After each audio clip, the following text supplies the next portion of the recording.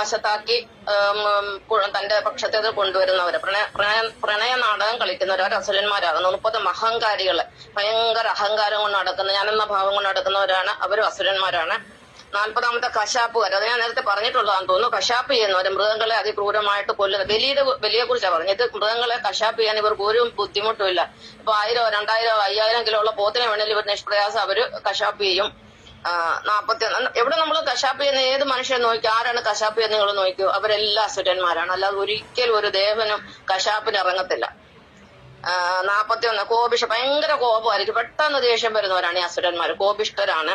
42 അനധ്വാനികൾ, ഇവർക്ക് അധ്വാനം ചെയ്യാൻ ഇവരെ കൊണ്ട് പറ്റത്തില്ല. ജോലി എടുക്കുന്നവർ ഇവർക്ക് ഭയങ്കര മടിയാണ്. സന്യാസികളായാലും അല്ലെ, ഇപ്പൊ ശിവഗിരിയിലൊക്കെ ഉണ്ട് ഒരുപാട് സന്യാസിമാർ. ഇവരൊക്കെ എവിടെയെങ്കിലും ജോലി എടുക്കുന്ന ആരെങ്കിലും കണ്ടിട്ടുണ്ട്? എവിടെ സന്യാസിമാർ ജോലി എടുക്കുന്നത്? പിന്നെ അമൃതാനന്ദമയി അമ്മയുടെ ആശ്രമം വന്നതിന് ശേഷം കുറെ സന്യാസിനികളും സന്യാസിമാരൊക്കെ പല അമ്മയുടെ സ്ഥാപനങ്ങളിലൊക്കെ ജോലി ചെയ്യുന്നുണ്ട്. അത് ഒഴിച്ചാല് ജോലി ചെയ്യുന്ന അസുരന്മാർ എങ്ങും എവിടെയും ഇല്ല. അവർ ഭയങ്കര മടിയാണ്. അത് ഏത് അസുരനെ എടുത്താലും അവർക്ക് ജോലി ചെയ്യാൻ പോയി. ഇപ്പൊ ഇടതുപക്ഷക്കാരെ എടുത്താൽ അവർക്ക് നോക്കൂലി വാങ്ങാൻ, വെറുതെ മേലനക്കാതെ കൈ നനയാതെ മീൻ പിടിക്കണം. അവരിങ്ങനെ വെറുതെ കാശുണ്ടാക്കാൻ വേണ്ടി മറ്റുള്ളവരെ അടിച്ചു മാറ്റാനും ഏതെല്ലാം രീതിയിൽ മറ്റുള്ളവരെ ബുദ്ധിമുട്ടിച്ചിട്ട് കാശ് സമ്പാദിക്കുക, ഇതേ ഇവർക്കുള്ളൂ. ഇവർ അധ്വാനിച്ച് നമ്മളാരും കണ്ടിട്ടില്ല. ഇവർ അധ്വാനിക്കുന്നവരേ അല്ല, അധ്വാനിക്കുന്ന വർഗമല്ല. പേര് മാത്രമല്ല അധ്വാനിക്കുന്നവർക്ക്, ഇവർ അധ്വാനിക്കുന്ന വർഗമേ അല്ല.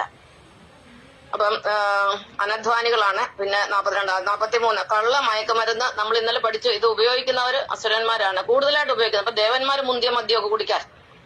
പക്ഷെ അവര് മദ്യം കുടിച്ചു വഴിയിലിറങ്ങി ബഹളം ഉണ്ടാക്കുന്നില്ല. അവരവരുടെ സന്തോഷത്തിന് വേണ്ടി അല്പ സ്വല്പം സോമരസമൊക്കെ കഴിക്കും. അതൊക്കെ അവര് ദേവന്മാർ ഇഷ്ടമാണ്. അവിടെ അവര് അപ്സരസ്, അവര് ഡാൻസ് ആസ്വദിക്കുന്നവരാണ്, അത് നൃത്തം ആസ്വദിക്കുന്നവര്, പാട്ട് ആസ്വദിക്കുന്നവരൊക്കെയാണ് ദേവന്മാര്. പക്ഷെ അസുരന്മാർക്ക് എന്തോ, അവർക്ക് പാട്ടും വേണ്ട, കൂത്തും വേണ്ട, ഒന്നും വേണ്ട, ഒന്നും പാടില്ല.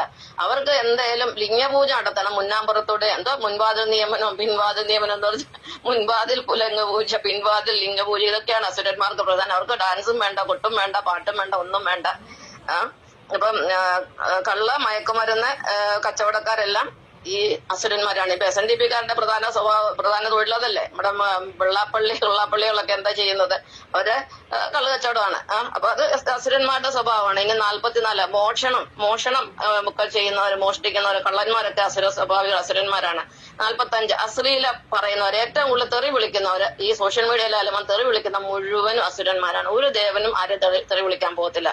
അപ്പൊ തെറി വിളിക്കുന്നവർ, അത് അശ്ലീലം പറയുന്നവര്. 46 ഗോവധം നടത്തുന്നവര്, ഈ പശുക്കൾ, ഇനി ഞാൻ അതിനെക്കുറിച്ചൊരു പാഠം പ്രത്യേകം ഇടുന്നുണ്ട്. ഇപ്പൊ അതുകൊണ്ട് ഞാൻ കൂടുതൽ പറയുന്നില്ല. ഗോവധം നടത്തുന്നവര്, പശുക്കളെ കൊല്ലുന്ന പാവമാണ്. പശു എന്ന് പറയുന്നത് ഭൂമിദേവിക്ക് തുല്യം ക്ഷമയുള്ള ഒരു ജീവിയാണ്. നമുക്ക് ഉപകാരമല്ല, ഉപദ്രവം ചെയ്യുന്ന ഒരു ജീവിയല്ല പശു. ഒരു കുടുംബം നമുക്ക് നിലനിർത്താൻ ഒരു പശു മതി.